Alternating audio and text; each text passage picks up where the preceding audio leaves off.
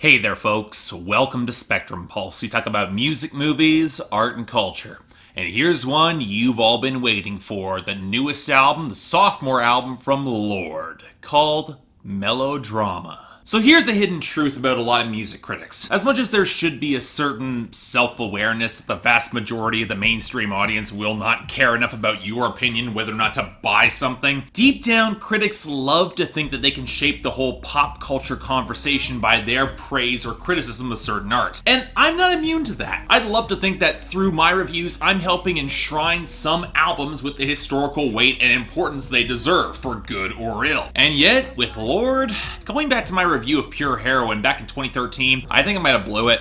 Yeah, part of this comes with context. I was in the first year of seriously covering records for me. There is a learning curve to that. And even then, I'll admit that I might have kind of missed the mark in my interpretation there. Going back to Pure Heroine now, I criticized it for being able to categorize the frustration behind the sound without proposing a solution, or on some level catering to similar populist power fantasies as the party artist that she criticized, just with different framing. And while these are somewhat salient points, they're countered by the acknowledgement that, yeah, Lorde was still a teenager, and Pure Heroine, in retrospect, does bear some of the marks of that adolescence. Not in the writing, but in the framing. And even then, Lorde was self-aware enough to realize that even if she had a grand vision of change, it's not like she had the cultural power in order to make that happen. She did not expect what would happen after that record. And thus, I can't help but notice the irony in the fact that Lorde's Pure Heroine hasn't just been elevated to critical acclaim, but it's also become alarmingly influential. And I say alarming because for as much as I missed the message, other critics, and other pop stars especially, they missed it harder. The monochromatic production with greater percussion emphasis may have felt a little bit drab at the time, but fast forward to now and so many modern pop stars seizing it as a method to be taken seriously, and it's led to years now of utterly forgettable songs. Sure, abuse of autotune was eased back a little bit, but it was replaced by a crop of husky-voiced starlets who have nowhere near the charisma or intensity of emotion that has always coursed through Lorde's best work, to say nothing of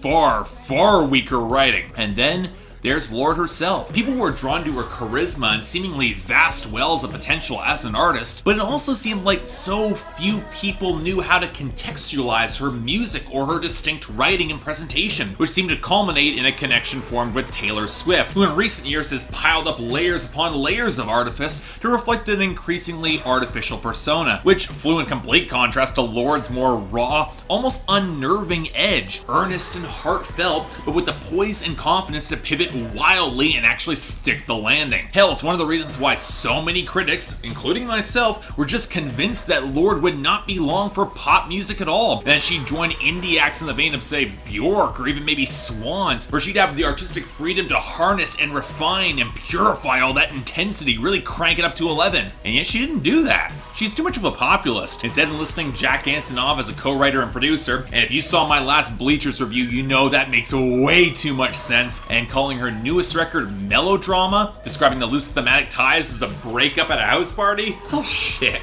When you think about it in context, it just makes way too much sense, and yet I'm stunned that I missed it going in. But you've all waited long enough here. How is Melodrama? Well, you know, I gotta be honest. I think I went into this record with kind of skewed expectations, because on the first half dozen listens, I remember feeling distinctly underwhelmed by this album. Greenlight is such a bombastic way to set the stage. I really do love that song. Such a potent entry point that you could be excused for expecting that we get more tunes in that mold across the record, when truth is that that doesn't quite happen. And while there are definitely a part of me that wishes that we got more of these unconventional and yet really potent pop explosions, several more listens to this record gave me the impression that Lorde's playing in slightly different territory. The sort of pop satire, and then going beyond it, that she introduced on Pure Heroine with just better framing, stronger melodies, more prominent melodies, and overall a much more engaging project. Yeah, Melodrama, it is a great record, but it's not greatness that'll reveal itself immediately. There are layers to this record. Well, at least beyond the obvious greatness, and in that category, it's Lorde herself. If you couldn't tell by my extended intro, I'm a huge huge fan of her more intense, expressive delivery. But the truth is that this intensity is tempered and expanded greatly on this record, pushing her husky tones into some fragile coos, defiant belting, and the sort of heavily expanded overdubs and multi-tracking that steps away from the ascetic purity into something more colorful and expressive. And a huge part of this is the framing. Pure Heroine, for as much as the Insight framed her within the system, it also slightly compromised some of her populism by dismissing much of the pop around her. Melodrama, it removes all of that distance and places her brand of intensity within that party. And while that insight is still there, it's tempered and rendered much more raw by actual experience. It's one reason, for example, why Liability remains one of my absolute favorite songs on this album, as she's confronted with the loneliness of holding everything and everyone to her standards, and all too aware that people will be intimidated by her intensity, or will seek to discard her to remove that discomfort, to maintain that veneer of cool. And that's the very fascinating and very modern approach to pop that Lorde dissects, and one that almost serves as a direct refutation to some of the broad scope on Pure Heroine. There is an element of cool and just not caring and being above that system, but the acknowledgement that deep down, you really do care, you are engaging in that system regardless, that's actually a lot more interesting.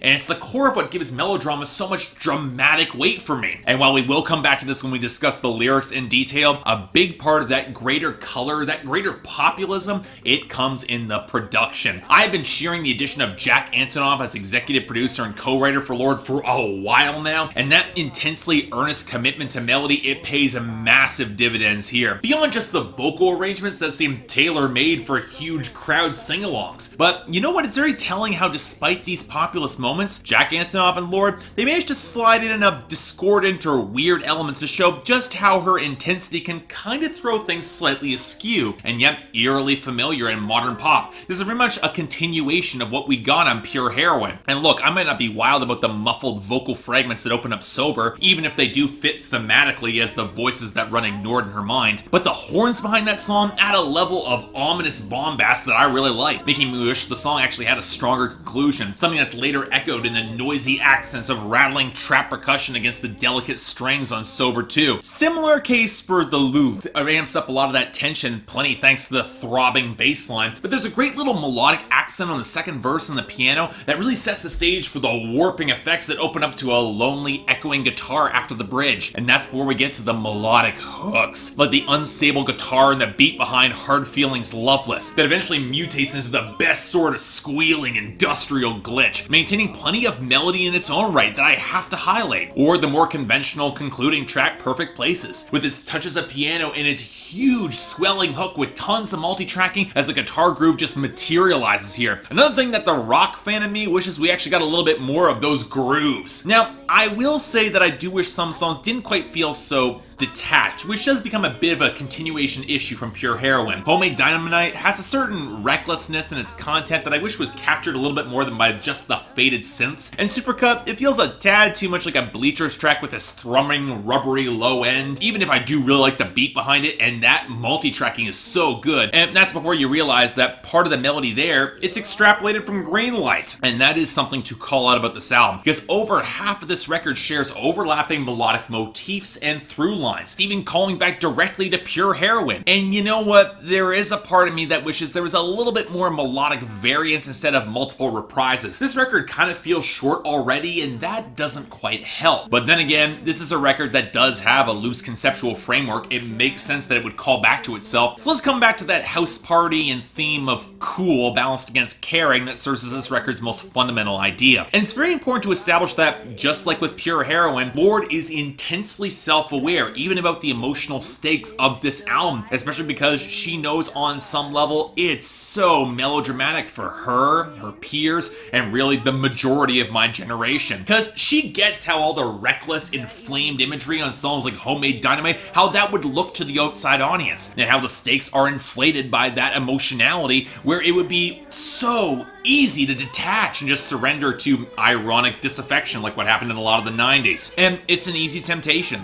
especially in the era of social media with relationships that seem engineered to be disposable, along with the rampant substance abuse that you see at a lot of these parties. Methods of disengagement with emotional connection in order to attract others, even despite a deeply buried hunger for it that our generation is willing to cling to whenever we find that genuine connection. And yet with Lorde, her intensity strips away so much of that artifice. She doesn't even bother in some cases, which is a credit to her performance, but so much more so in the writing, where Sober opens up the connection, and from there we watch her throw herself in too deep, too fast, especially when that guy's trying to control her, which is one of the reasons why Liability is so damn heartbreaking, where she's dismissed for the same raw, passionate connection that deep down everybody wants. And the rest of the record really focuses on processing and moving past that heartbreak, which of course she knows all this is melodramatic as hell. But as we get, especially on Hard Feelings Loveless, she's not one to silence herself from that or allow herself to be silenced. And yeah, it leads to that unsettling obsession of Writer in the Dark, where her rejected intensity forms a feedback loop with her muse, which yeah, tends to happen with some artists. I can speak to personal experience with that. But it also comes with the acknowledgement on Supercut that our own memories